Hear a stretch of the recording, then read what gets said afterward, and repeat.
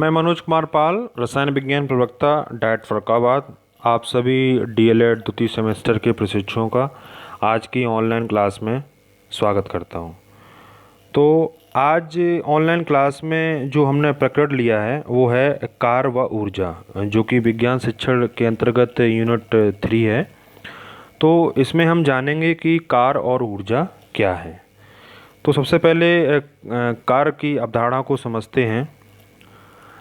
जैसा कि हम सभी जानते हैं कि जो सजीव वस्तुएं हैं उन सभी को भोजन की आवश्यकता होती है।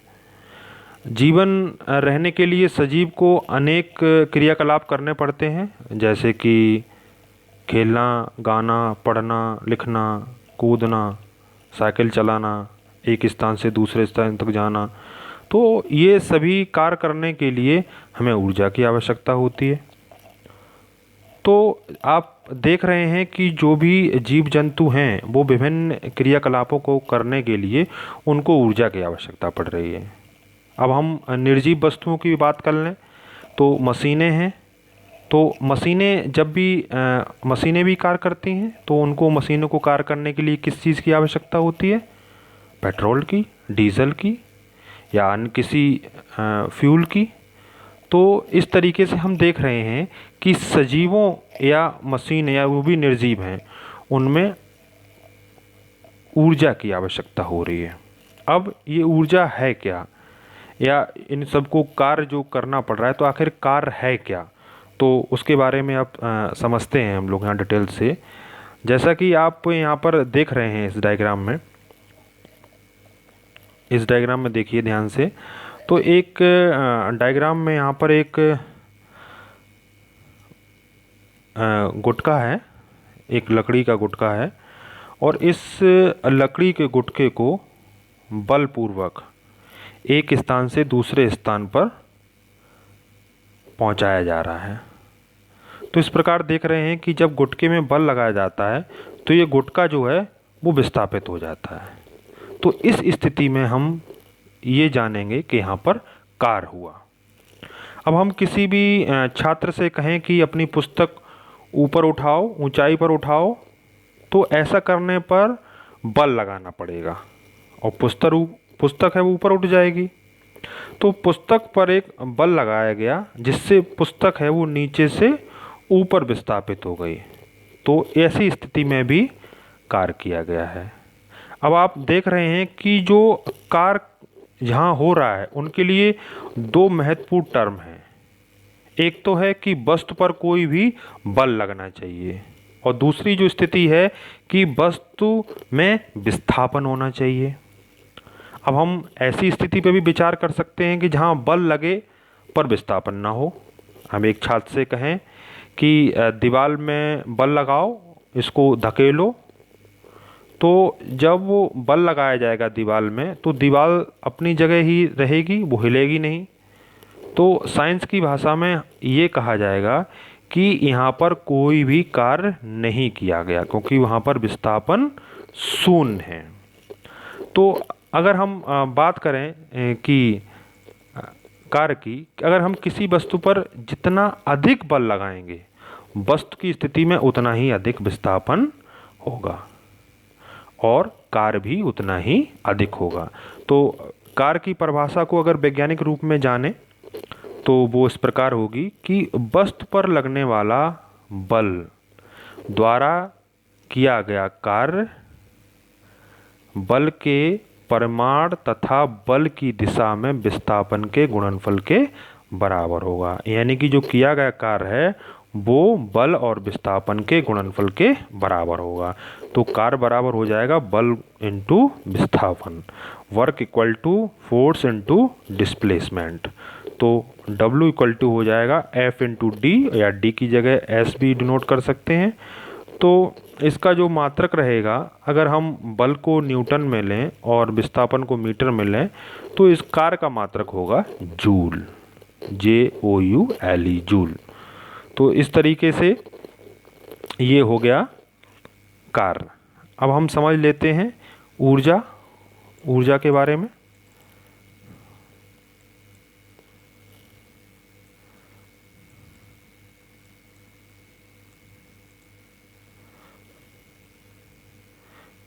किसी भी मनुष्य को कोई भी काम करने के लिए ऊर्जा की आवश्यकता पड़ती है। अब कोई भी कार्य करें, है ना, घर पे कोई भी काम करें उसके लिए ऊर्जा की आवश्यकता होती है। और ऊर्जा की आवश्यकता हमें कहाँ से मिलती है? भोजन के द्वारा। जिस तरीके से अब वो ऊर्जा के बिना जीवन तो असंभव है। ऊर्जा की आवश्यकता तो दिन पे दिन बढ़ती चली जा रही है। अब हम जान लें कि ऊर्जा कहाँ से प्राप्त होती है। अगर हम कहें तो सबसे बड़ा जो ऊर्जा का स्रोत है हमारे इस ब्रह्मांड में वो है सूर्य। सूर्य है। परमाणुओं के जो नाभिक भी एक ऊर्जा का स्रोत है। पृथ्वी के आंतरिक भाग से तथा ज्वार भाटों से भी ऊर्जा प्राप्त की जा सकती है। तो ऊर्जा के बहुत सारे स्रोत हैं। अब हम बात करेंगे कि ऊर्जा है क्या, ऊर्जा को कैसे समझेंगे। सपोज़ कीजिए कि एक बहुत तेज़ी से बॉलर है, क्रिकेट का गेम हो रहा है और बॉलर बहुत तेज़ी से गेंद फेंक रहा है। तो जो गतिशील क्रिकेट की गेंद है वो जब विकेट पर टकराएगी जो कि स्थिर है, तो विकेट जो है वो दूर जाके गिरेंगे। अगर हम किसी दूसरा एग्जाम्पल लें, अगर हम किसी भी वस्तु को किसी ऊंचाई तक उठाते हैं और तब उसमें कार्य करने की क्षमता जो है समाहित हो जाती है। कैसे? अगर हम उस वस्तु को छोड़ दें तो वस्तु नीचे आ जाएगी, गिर जाएगी। अगर जैसे हम हथौड़े को ऊपर उठाएं और फिर हथौड़े को जब लकड़ी के किसी टुकड़े पर जिस पर कील लगी हुई है उस पर प्रहार करें तो कील जो है वो लकड़ी में अंदर तक ठुक जाएगी। अब हम खिलौने की बात कर लें। जो बच्चों का खिलौना होता है उसमें अगर चाबी भर दें और चाबी भरने के बाद फिर उसको फर्श पर रख दें तो वो गति करने लगता है। तो इस प्रकार हम देख रहे हैं, इस प्रकार जो हम देख रहे हैं कि जो कार्य करने की प्रकृति है, जहाँ कार्य हो रहा है तो वहाँ ऊर्जा डेवलप हो रही है। तो हम जो कह सकते हैं कि कार्य करने की क्षमता को ही ऊर्जा कहते हैं। ऊर्जा का भी वही मात्रक है जो कि कार्य का होता है, यानी कि जूल। अब ऊर्जा के बहुत सारे स्वरूप हैं, इनके बारे में जान लेते हैं। ऊर्जा के बहुत सारे स्वरूप हैं। गतिज ऊर्जा, स्थितिज ऊर्जा, ऊष्मीय ऊर्जा, रासायनिक ऊर्जा, विद्युत ऊर्जा, प्रकाश ऊर्जा, ये सभी ऊर्जा के एक ऊर्जा के रूप हैं। तो इनके बारे में वन बाई वन डिटेल में समझ लेते हैं। सबसे पहले समझते हैं गतिज ऊर्जा। जैसा कि नाम से स्पष्ट है, ऐसी ऊर्जा जो किसी भी वस्तु में मोशन, गति के कारण उत्पन्न होती है वो गतिज ऊर्जा कहलाती है। यहाँ पर इस डायग्राम में देखिएगा कि एक ट्रॉली है और उस ट्रॉली के सामने दो बॉक्स रखे हुए हैं। एक बॉक्स मूवेबल है, दूसरा स्थिर है। जो ब्लैकिश कलर का है वो स्थिर है और जो ये वाला है वो मूवेबल है। तो जब और ट्रॉली को मूवमेंट कराने के लिए इधर एक पड़ला लगाया हुआ है जिसमें कुछ भार रखा हुआ है। अब ट्रॉली के सामने हम इसको किसी भी इस पड़ले को जो मूवेबल है इसको एक निश्चित दूरी पर रख लेते हैं। फिर इधर पड़ले में एक ज्ञात द्रव्यमान रखिए जिससे कि ट्रॉली जो है वो गतिमान हो जाए। यानी कि यहाँ पर जो वेट रखेंगे इतना रखते हैं जिससे कि जो ट्रॉली है वो मोशन करने लगे, यानी कि गति करने लगे। अब ट्रॉली आगे चलती है तथा वो लकड़ी के टुकड़े से टकरा जाती है, इस वाले लकड़ी के टुकड़े से टकरा जाती है। अब मेज पर एक अवरोधक भी इस प्रकार लगाते हैं जिससे कि जो टुकड़ा है कि टकराने के पश्चात ट्रॉली वहीं रुक जाती है। अब ये ट्रॉली जब आगे मूवमेंट करेगी इस टुकड़े पर टकराएगी पहले वाले पर, उसके बाद फिर ये टुकड़ा आगे मूवमेंट करेगा और एक टुकड़ा और है जो कि स्थायी है और वहाँ पर टकरा के वो रुक जाएगा। अब इस हम गुटके का जो विस्थापन हुआ है उसको देख लेते हैं। इसका अर्थ ये हुआ कि विस्थापन हुआ और विस्थापन होने की वजह से इस गुटके के अंदर जो ऊर्जा ग्रहण की उसने और ट्रॉली के गुटके ने कार्य किया। तो ये ऊर्जा कहाँ से आई? ये ऊर्जा इस टुकड़े के मोशन करने की वजह से आई। यानी कि कहते हैं कि चलती हुई जो वस्तु है वो अनेक कार्य कर सकती है। जैसे एक जो तेज चलती वस्तु है अपेक्षाकृत धीमी चलती हुई वस्तु अधिक कार्य कर सकती है। एक गतिशील गोली, बहती हुई हवा, घूमता हुआ पहिया, कोई भी चलती हुई चीज़ है, वो अधिक काम कर सकती है।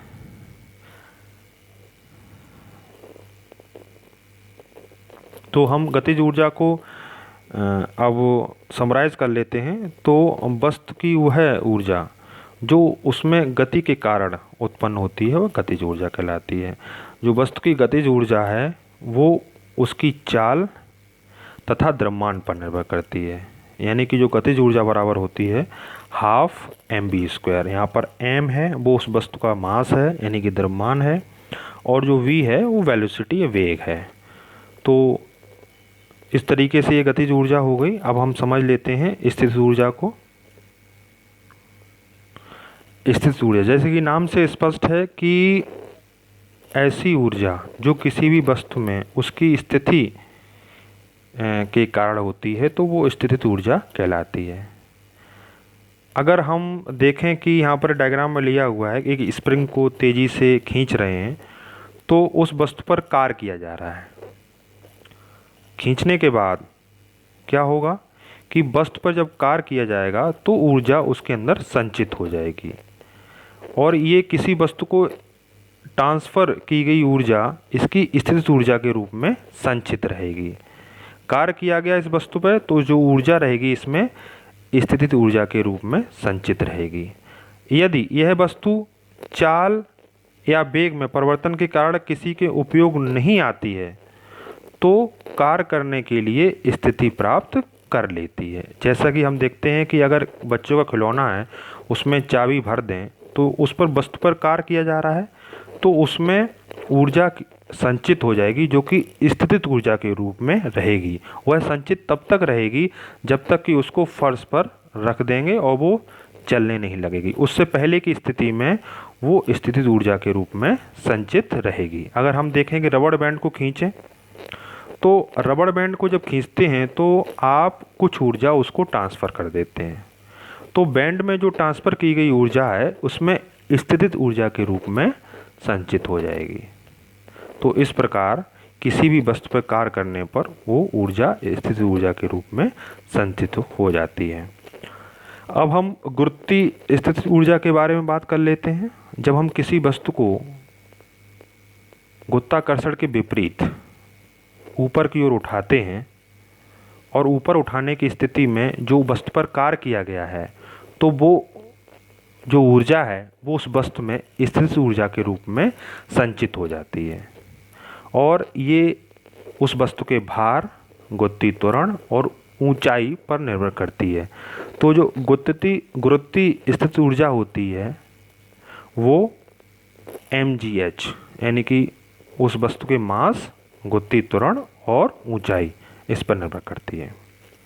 अब हम अन्य ऊर्जा के रूपों के बारे में देख लेते हैं। तो वो आता है रासायनिक ऊर्जा। जैसा कि स्पष्ट है वो ऊर्जा जो हमें रासायनिक अभिक्रियाओं के फलस्वरूप प्राप्त होती है। बहुत सारी केमिकल रिएक्शंस ऐसी हैं जिनमें ऊष्मा छिपी होती है, उसमें ऊष्मा निकलती है, जैसा कि डाइजेशन, पाचन के फलस्वरूप भोजन का ऑक्सीडेशन, पाचन में भोजन का ऑक्सीडेशन होता है। ऑक्सीडेशन के फलस्वरूप ढेर सारी ऊर्जा निकलती है, और क्योंकि इसमें एक केमिकल रिएक्शन है तो इसमें निकलने वाली ऊर्जा को हम रासायनिक ऊर्जा के रूप में जानेंगे। इसके अलावा कोयले के द्वारा जो प्रोड्यूस हो रही है ऊर्जा, फॉसिल फ्यूल के बर्निंग से जो ऊर्जा प्रोड्यूस हो रही है तो वो भी एक प्रकार की रासायनिक ऊर्जा है। ध्वनि ऊर्जा के बारे में जान लेते हैं। ध्वनि, जब कोई भी ध्वनि हमारे कान पे पड़ती है तो कान के पर्दे हैं वो कंपन करने लगते हैं। तो ऐसी ध्वनि जो कान के पर्दे कंपित होने से जो करने के लिए ऊर्जा जो मिलती है वो ध्वनि ऊर्जा कहलाती है। तो जैसे कोई पटाखा फूटता है या वाहन की तेज़ आवाज़ है तो यहाँ पर कान के पर्दे हैं वो कंपित होने लगते हैं। इसके लिए जो भी ऊर्जा मिल रही है हमें, जो कि और वो ऊर्जा जो मिलती है ड्रम में, जब ड्रम को मिलती है तो ड्रम हिलने लगते हैं तो वो सुनने के लिए यूज़ हो जाती है। तो इस प्रकार की जो ऊर्जा है वो ध्वनि ऊर्जा कहलाती है। प्रकाश ऊर्जा के बारे में बात कर लेंगे हम। प्रकाश ऊर्जा, प्रकाश ऐसी ऊर्जा जिससे प्रकाश मिलता है। सूर्य के द्वारा जो मिलने वाली ऊर्जा है एक प्रकार की प्रकाश ऊर्जा ही है। तो अब बल्ब जल रहा है तो बल्ब से मिलने वाली प्रकाश एक प्रकाश ऊर्जा है। इसके अलावा रोड लाइट जो जलती हैं, बैंकों में जो अलार्म के लिए यूज़ होता है, ये सब ही प्रकाश ऊर्जा के उदाहरण हैं। प्रकाश ऊर्जा का उपयोग करके जो पौधे हैं वो अपना भोजन का निर्माण भी कर लेते हैं फोटोसिंथेसिस के प्रक्रिया के दौरान। ये सब प्रकाश ऊर्जा है। अब हम ऊष्मीय ऊर्जा के बारे में बात कर लेते हैं। ऐसी ऊर्जा जो ऊष्मा से प्राप्त होती है। तो ऊष्मा जैसे हम देखें कि जब पानी को बॉयल किया जाता है और बॉयल करने के ऊपर एक ट्रे को रख दें तो कुछ समय के बाद वो ट्रे जो है वो हिलने लगती है। तो हिलने की जो वजह क्या है कि जो भाप है वो उस ढक्कन को धक्का दे रही है और धक्का देने के बाद वो बाहर धीरे धीरे निकलने लगती है। तो ऐसा किस वजह से हो रहा है? उसमें ऊष्मीय ऊर्जा की वजह से हो रहा है। जेम्स वॉट ने जो अपना भाप का इंजन बनाया था और रेलगाड़ी चलाई थी उसमें भी ऊष्मीय ऊर्जा का उपयोग किया था। विद्युत ऊर्जा, विद्युत ऊर्जा हम देखते हैं कि घरों में जो विद्युत की सप्लाई आती है उसके बाद वो घरों में विभिन्न तारों के माध्यम से विद्युत धारा बहती रहती है और विद्युत धारा में कार्य करने की क्षमता होती है। तो विद्युत धारा जब कार्य करती है तो उससे ऊर्जा मिलती है, उसी को हम विद्युत ऊर्जा कहते हैं। जैसे स्विच ऑन किया और पंखा चल गया, टीवी, फ्रिज ये सब चल जाते हैं, तो ये सब विद्युत ऊर्जा की वजह से ही चलते हैं। तो ये थे विभिन्न प्रकार के ऊर्जा के रूप। अब हम जान लेते हैं कि ऊर्जा के एक रूप का ऊर्जा के दूसरे रूप में रूपांतरण यानी कि ट्रांसफ़र कैसे किया जा सकता है। तो सबसे पहले जान लेते हैं कि गतिज ऊर्जा का स्थितिज ऊर्जा में और स्थितिज ऊर्जा का गतिज ऊर्जा में कैसे रूपांतरण होता है। इस डायग्राम में एक दोलन की स्थिति को दर्शाया गया है। दोलन गति वो गति होती है जिसमें कोई भी वस्तु अपनी माध्य स्थिति से दोनों तरफ गति करती है, तो वो दोलन स्थिति होती है। तो ऐसी स्थिति में हम देख रहे हैं कि एक पत्थर को एक धागे से बांधकर लटका लेते हैं और लटकाने के बाद उसको हम ए स्थिति में ले जाते हैं। ए स्थिति में ले जाते हैं, ए स्थिति यहाँ है, देख लीजिए आप। ए स्थिति में जब ले जाते हैं तो वो स्थायी है। तो जब स्थायी है तो ऐसी स्थिति में उस वस्तु को ऊपर ले गए हैं ए स्थिति में, तो वस्तु पर कार्य किया गया है, तो इसमें जो ऊर्जा है वो स्थितिज ऊर्जा के रूप में संचित रहेगी। यानी ए जब स्थायी है तो वहाँ पर स्थितिज ऊर्जा है। जैसे ही हम ए पर ले जाकर उस पत्थर को छोड़ देते हैं तो वो बी की तरफ आता है। तो इस समय जो स्थितिज ऊर्जा है वो गतिज ऊर्जा में परिवर्तित हो जाती है।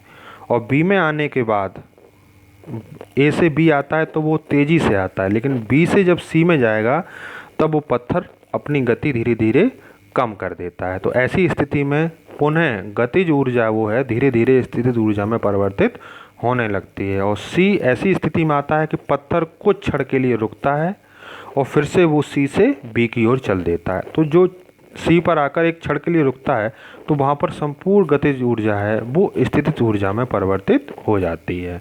तो इस तरीके से आप देख रहे हैं कि स्थितिज ऊर्जा गतिज ऊर्जा में, गतिज ऊर्जा स्थितिज ऊर्जा में परिवर्तित हो रही है।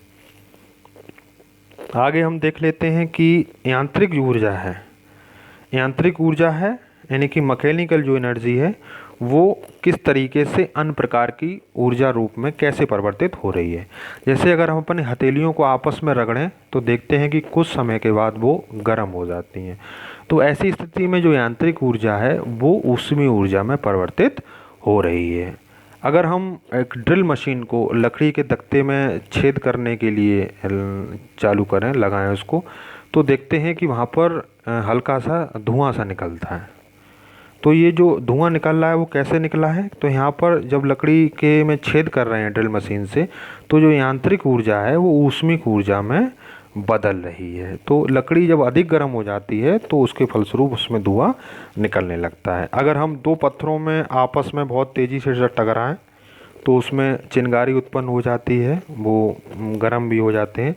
तो ऐसी स्थिति में भी जो यांत्रिक ऊर्जा है वो ऊष्मीय ऊर्जा में परिवर्तित हो जाती है। अगर हम देखें कि जब जल संयंत्र हैं जहाँ पर बिजली से पानी से बिजली बनाई जाती है, तो ऐसी स्थिति में पानी को बहुत ऊंचाई से गिराया जाता है और नीचे लगे जनरेटर के पंखों को घुमाया जाता है। तो ऐसी स्थिति में जो जनरेटर घुमाया जाता है और जनरेटर घूमने के बाद फिर जो विद्युत का उत्पादन होता है, तो ऐसी स्थिति में हम देख रहे हैं कि जो यांत्रिक ऊर्जा है वो विद्युत ऊर्जा में परिवर्तित हो रही है। और विद्युत ऊर्जा तो यांत्रिक ऊर्जा को ध्वनि ऊर्जा में ही परिवर्तित कर सकते हैं। जैसे किसी चीज़ को आपस में टकराएं तो उससे जो ध्वनि प्राप्त होगी वो कान के पर्दे मूवमेंट होगा, और जो कान को पर्दों को जो ऊर्जा मिलेगी तो वो सुनने के लिए यूज़ हो जाएगी। इस तरीके से यांत्रिक ऊर्जा को ऊर्जा के कई रूप में परिवर्तित कर सकते हैं। अब यहाँ पर देखेंगे कि ऊर्जा का ह्रास क्या होता है, यानी कि एनर्जी लॉस। अब यहाँ देखेंगे कि जब कार्य करते हैं, जब एक प्रकार से ऊर्जा का जब रूपांतरण होता है, तो रूपांतरण होते समय कुछ ऐसा रूप में बदल जाती है जिसका उस समय कोई भी लाभ नहीं होता है। जैसे कि अगर हम बात करें कि स्विच ऑन किया और विद्युत बल्ब जल गया, तो ऐसी स्थिति में विद्युत ऊर्जा है वो प्रकाश ऊर्जा में बदल जा रही है, यानी कि विद्युत ऊर्जा जो प्रकाश ऊर्जा में बदल जा रही है। पर उस समय वो बल्ब ऊष्मीय ऊर्जा भी दे रहा है, यानी कि गर्म भी हो रहा है, लेकिन उस बल्ब के गर्म होने से उस ऊर्जा का कोई भी उपयोग नहीं है। तो इस प्रकार से ये ऊर्जा का ह्रास है, यानी कि लॉस है। जैसे हम देखते हैं कि जब यांत्रिक ऊर्जा के फलस्वरूप, अब जैसे जनरेटर चल रहा है, जनरेटर यांत्रिक ऊर्जा है, विद्युत ऊर्जा में परिवर्तित हो रही है, लेकिन जब जनरेटर बहुत तेज़ी से चल रहा है उस समय वो गर्म भी हो जाता है। उसके कल पुर्जे जो हैं वो आपस में घर्षण करने की वजह से पूरा इंजन गर्म हो जाता है। पर गर्म होने की वजह से जो ऊष्मा उसमें से निकल रही उसका कोई उस समय उपयोग नहीं होता है। तो ये ऊष्मा का ह्रास है।